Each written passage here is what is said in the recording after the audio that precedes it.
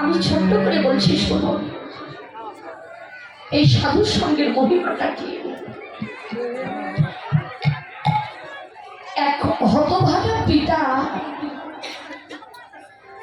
আর এক অভাগিনী মা, দুজনে সদা সর্বক্ষণ দুটি নয়ন জল ছেড়ে দিয়ে কাঁদে। কাঁদে কেন জানেন? জগতে তাদের অনেক ধন, অনেক ঐশ্বর্য, টাকা কড়ির কোনো অভাব নেই,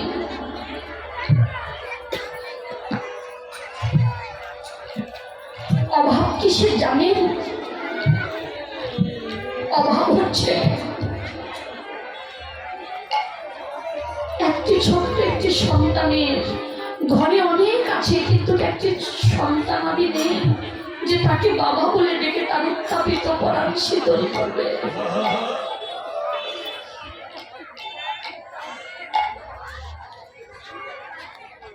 ওই অভাগা পিতা আর মাতা করলেন কি, যমুনার কূলে বসে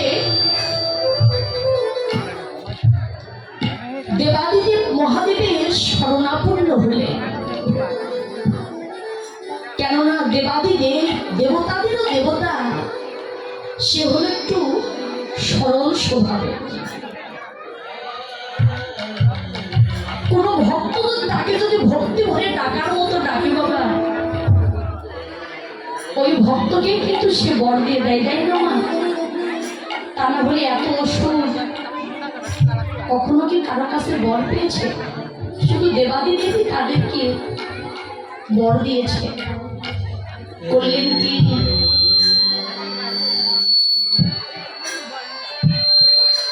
যমুনার তীরে বসে নয়ন জল ছেড়ে দিয়ে যেন কাঁদছে। ব্রহ্মা দেবাদিদেবীর ধ্যান করছে। যে না দেবাদিদেবীর ধ্যান করছে, এমন সময় ওর নয়নের জল দর্শন করে সে আর থাকতে পারলেন না। সম্মুখে ছুটে এসে দাঁড়িয়েছে।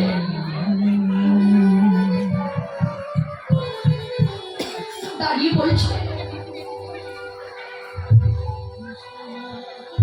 হে ভক্ত, তুমি কি আমার কাছে কিছু চাও? বলছে, হ্যাঁ প্রভু, আমি তোমার কাছে কিছু চাই। এ জগতে আমি তোমার কাছে ধন চাই না, ঐশ্বর্য চাই না, আমি তোমার কাছে একটি সন্তানের বর চাই। বলেছে তথাস্তু। একটি সন্তানের বর দিলাম, কিন্তু শোনো, এই সন্তানকে তোমার জন্ম নেবে, কিন্তু বাবা এই সন্তানকে বাঁচবে 5 বছর। 5 বছর পর তোমার এই সন্তানটি আর থাকবে না। পিতামাতা বলছে, আগে দাও তো প্রভু, আগে তুমি সন্তানের বরটা দাও। যেই না বর দিলে যে বাঁচবে কিন্তু 5 বছর, 5 বছর পর আর বাঁচবে না। কিছুদিন বাদে ওই পিতামাতার ঘর আলো করে একটি ফুটফুটে একটি সন্তান, পুত্র সন্তানের জন্ম হলে, যেই না পুত্র সন্তানের জন্ম হলে, জন্ম নিলে,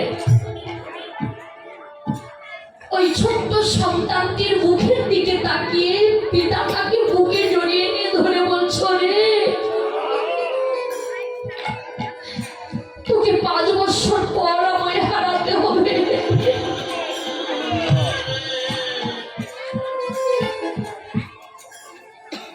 আমি কেন এই পরে কেন আমি মাথা পেতে গেলাম? সন্তানটিকে বুকে জড়িয়ে নিয়ে পিতা মাতা নয়ন জল ছেড়ে দিয়ে কাঁদে।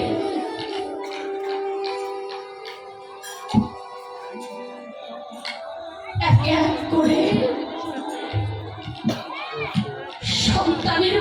বয়সে যখন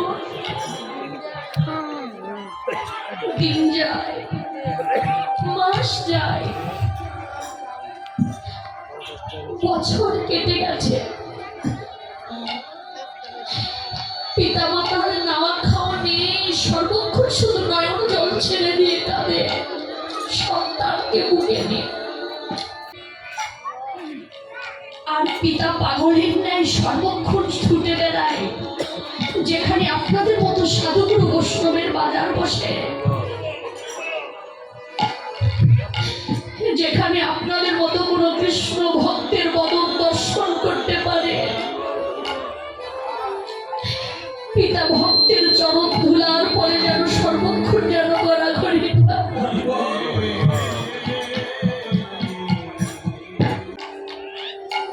সন্তানটি আদো আদো কণ্ঠে কথা বলতে শিখেছে, বাবা বলে ডাকতে শিখেছে,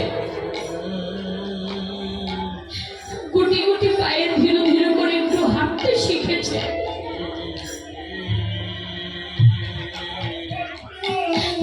এমন সময়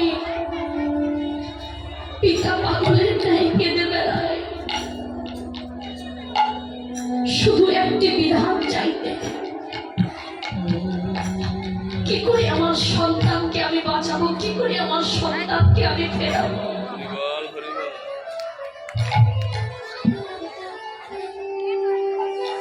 এক ভক্ত বললেন, খোকারে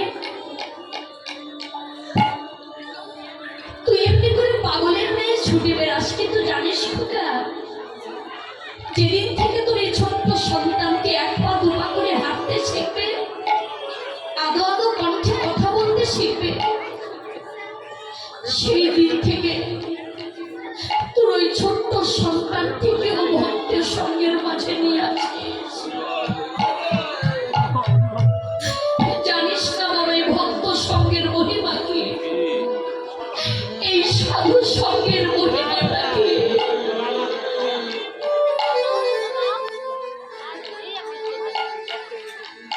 ভক্তের চরণ ধুলির মহিমাটা কি গো মা, যেই এক পা দু পা করে হাঁটতে শিখেছে, ওই সন্তানটি ভক্তের চরণ ধুলি অঙ্গে মাখে, ভক্তের চরণ ধুলাই গড়াগড়ি। 1 বছর, 2 বছর, 3 বছর কেটে গেছে ভক্তের চরণ ধুলি মাখে, দিন নেই রাত নেই এই সাধু সঙ্গ, এই ভক্তের সঙ্গ করে।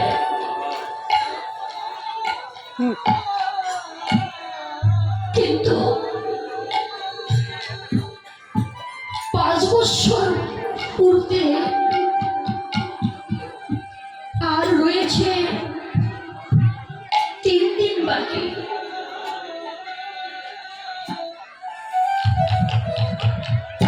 5 বছর পূর্বে আর রয়েছে 3 দিন বাকি।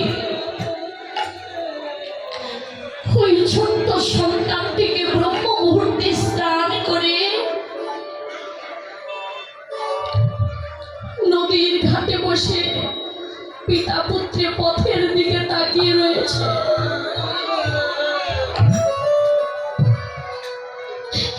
দেখতে পেলেন, আজকে কোনো ভক্তের বদন দর্শন করতে পারলেন না, আর ভক্তের চরণ ধরিও তারা অঙ্গে মাখতে পারলেন না। এমন সময় ছোট্ট সন্তানটিকে বুকে জড়িয়ে নিয়ে বলছে, খোকারে আজকে বুঝি কোনো ভক্তের বদন আমরা দর্শন করতে পারবো না রে।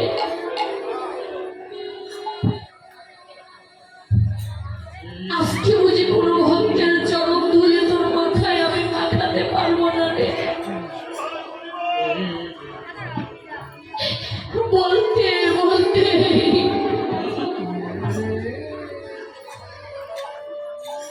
পিছনে ফিরে দেখলেন সপ্ত ঋষি স্নান করে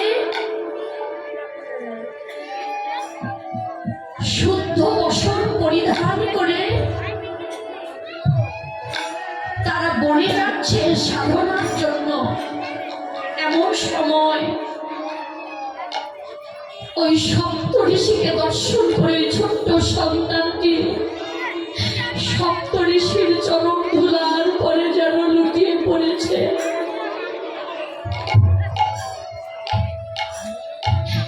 সপ্ত ঋষি ওই ছোট্ট সন্তানের ভক্তি দেখে মাথায় হাত দিয়ে তাকে আশীর্বাদ করলেন, খোকারে শত বৎসর বেঁচে থাক, আমি তোর দীর্ঘায়ু কামনা করি। না জানি তোর কোন মায়ের সন্তান, কোন পিতার সন্তান, তোর অন্তরে এত ভক্তি রে খোকা।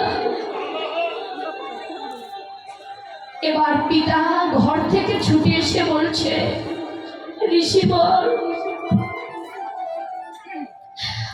আমার এই সন্তানের আশীর্বাদ আপনারা ফিরিয়ে নিন। এই আশীর্বাদ আমার দরকার নেই, ও বাঁচবে না, ও মাত্র আর 2 দিন বাঁচবে। ঋষিবর বলছে, খোকারে আমরা আশীর্বাদ করেছি, এই আশীর্বাদ আমরা ফেরাতে পারবো না। কিন্তু জানিস খোকা, তোর এই সন্তান কিন্তু বাঁচবে না। এই সন্তানকে কি আমাদের কাছে তুই কি দিয়ে দিতে পারবি?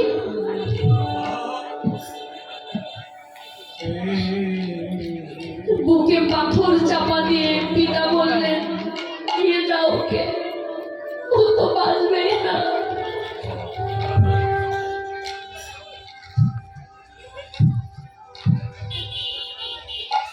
ঋষিবর তার ওই ছোট্ট সন্তানটিকে আর 2 দিন বাঁচবে,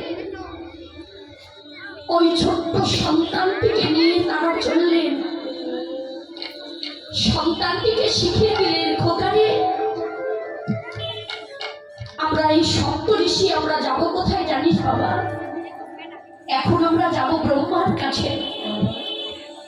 ব্রহ্মার কাছে গিয়ে আমরা সপ্ত ঋষি আগে প্রণাম করব, তারপর তুই প্রণাম করবি। ব্রহ্মার কাছে গেলেন, ব্রহ্মার কাছে গিয়ে সপ্ত ঋষি প্রণাম করলেন। তারপর ওই ছোট্ট সন্তানটি ব্রহ্মার চরণে পড়েছে। ওর ভক্তি দেখে ব্রহ্মাও তাকে আশীর্বাদ করেছে, তুই 100 বৎসর বেঁচে থাক।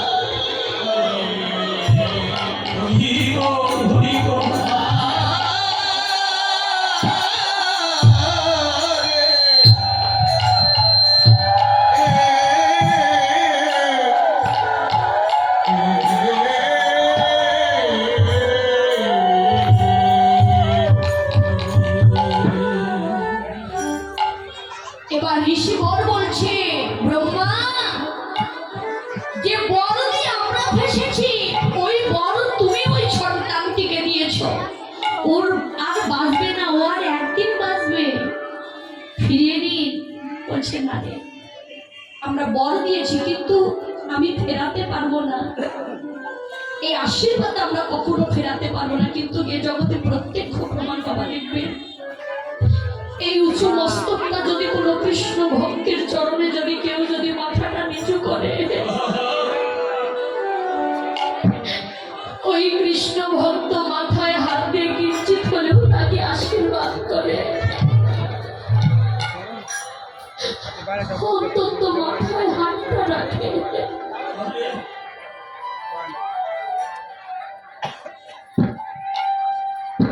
করলেন কি?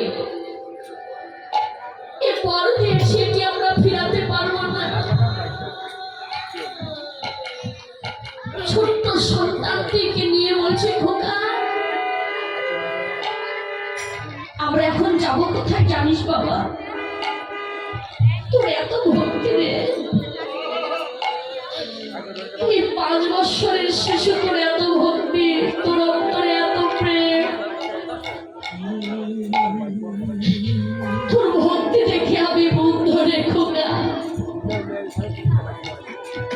আমরা যাব কোথায় জানিস? দেবতাদেরও দেবতা, দেবাদিদেব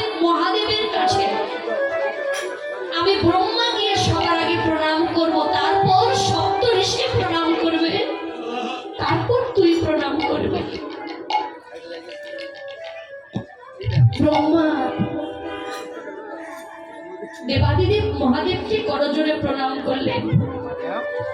সপ্তঋষি দেবাদিদেব মহাদেবের চরণে প্রণাম করলেন। এবার ওই 5 বৎসরের শিশুটি মহাদেবের চরণে, যেই না চরণে লুটে পড়েছে, এখনো উঠতে পারেনি। এমন সময় দাঁড়িয়েছে, যমরাজ দাঁড়িয়ে রয়েছে, বলছে মহাদেব, ওর আয়ু শেষ, ওকে তুমি দিয়ে দাও আমাদের কাছে। ওর আয়ু শেষ, ওকে দিয়ে দাও আমাদের কাছে। এবার দেবাদিদেব মহাদেব বলছে, যমরাজ তুমি তো জানো না এই ভক্ত সঙ্গের, এই ভক্তের চরণধরির মহিমা।